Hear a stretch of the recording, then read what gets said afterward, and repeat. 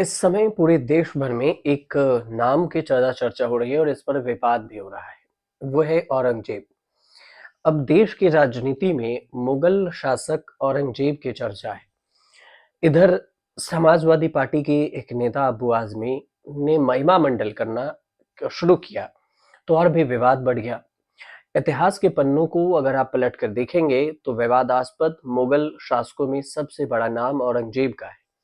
औरंगजेब ने गैर मुसलमानों पर जजिया कर जैसे भेदभावपूर्ण नीतियां लागू की। औरंगजेब ने सिखों के गुरु तेग बहादुर का सिर कलम करवा दिया और उसने गुरु गोविंद सिंह के बेटों को जिंदा दीवार में चुनवा दिया और वहीं संभाजी महाराज की आंखें फोड़ दी थी और नाखून उखाड़ लिए थे। इसके शासन काल में भारत में शरीयत के आधार पर फतवाए आलमगीरी लागू किया गया था, जो बड़ी संख्या में हिंदू मंदिरों को नष्ट किया गया।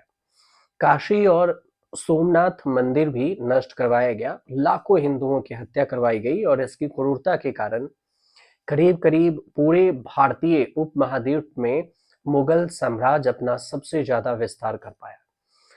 औरंगजेब की मृत्यु 1707 ईस्वी में हुई थी और कहा जाता है कि मौत से पहले उसको अपने गुनाहों पर पछतावा था और औरंगजेब ने अपने बेटों आजम शाह और काम बख्श को अपने खेद व्यक्त करने के लिए एक पत्र लिखा।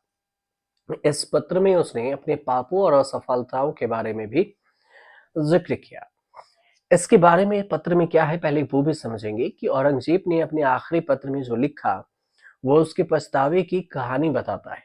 औरंगजेब ने मरने से पहले अपने बेटों को जो एक चिट्ठी लिखी थी, उस चिट्ठी में अपने पापों का जिक्र किया था और इस चिट्ठी में उसने लिखा था कि उन्होंने लोगों का भला नहीं किया और उनका जीवन निरर्थक बीत गया। ये भी लिखा था कि उन्हें अपने पापों का परिणाम भुगतना होगा। इस बात का जिक्र औरंगजेब ने अंतिम काल में लिखा। राजकुमार वर्मा की एक किताब है और इस किताब में लिखी गई औरंगजेब की आखिरी रात, इसमें औरंगजेब के खत का मजमून कुछ यूं जिक्र किया गया है कि अब मैं बुढ़ा और दुबल हो गया हूँ।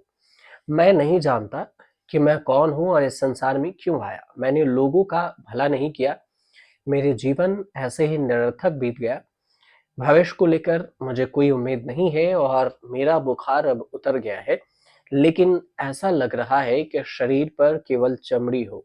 दुनिया में कुछ लेकर नहीं आया था और लेकिन अब पापों का भारी बोझ लेकर जा रहा हूँ। मैं नहीं जानता कि अल्लाह मुझे क्या सजा देगा और मैंने लोगों को जितने भी दुख दिए हैं, वो हर पाप हो जो मुझसे हुआ उसके परिणाम मुझे भुगतना होगा। बुराइयों में डूबा हुआ गुनहगार हूँ मैं।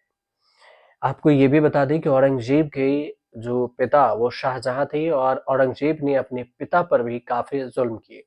औरंगजेब ने अपने पिता शाहजहां को आगरा के किले में कैद करके रखा था और उन्हें पानी के लिए भी तरसाया था। शाहजहां ने अपनी आत्मकथा शाहजहां नामा में औरंगजेब के लिए कुछ कठोर शब्दों का इस्तेमाल किया। शाहजहां ने लिखा कि खुदा करे कि ऐसे औलाद किसी के यहाँ पैदा ना हो। शाहजहां ने औरंगजेब की तुलना हिंदुओं से की, जो अपने माता पिता की सेवा करते हैं और उनकी मृत्यु के बाद तर्पण करते हैं। उन्होंने लिखा कि औरंगजेब से अच्छे तो हिंदू हैं जो अपने माता पिता की सेवा करते हैं और उनकी मृत्यु के बाद तर्पण करते हैं। आपको ये भी बता दें कि औरंगजेब अपने साम्राज्य को अपने पुत्रों में भी विभाजित कर देना चाहता था। उत्तराधिकारी खत्म करना चाहता था, लेकिन उसकी यह इच्छा भी पूरी नहीं हो सकी और उसने उनके जो बेटे हैं उनके बीच में सिंहासन के लिए भी युद्ध हुआ। इसमें से 3 बेटे मोहम्मद मुज्जवल, मोहम्मद आजम और कामबख्श के बीच में उत्तराधिकारी का युद्ध हुआ था और युद्ध में उनका बड़ा पुत्र शाहजादा मुज्जवल जिला उसने अपने भाई छोटे भाई आजम को 18 जून 1707 ईस्वी को जजाओ में और कामबख्श को हैदराबाद में जनवरी 7 1709 में मार डाला था और ये भाई का युद्ध भी था उसका। अब इसके अलावे देखें तो औरंगजेब की जो क्रूरता थी, औरंगजेब की क्रूरता का जिक्र हुआ। 1707 ईस्वी में मृत्यु हुई महाराष्ट्र के औरंगाबाद के निकट खुलदाबाद नामक एक छोटे से गांव में, जो औरंगजेब आलमगीर मकबरा बनाया, उसने उसे सीधे साधे तरीके से दफन किया और उसकी कब्र कच्ची मिट्टी की बनाई गई, जिस पर आसमान के सिवाय कोई दूसरी छत नहीं रखी गई। कब्र की मुजाविर उसकी कब्र पर जब तक हरी दूब लगा देते हैं और इसे कच्चा मजार में पड़ा हुआ है, और भारत का यह सम्राट प्रायश्चित की आग में जलते हुए आज भी परमात्मा के रूबरू होने के इंतजार में पड़ा हुआ है।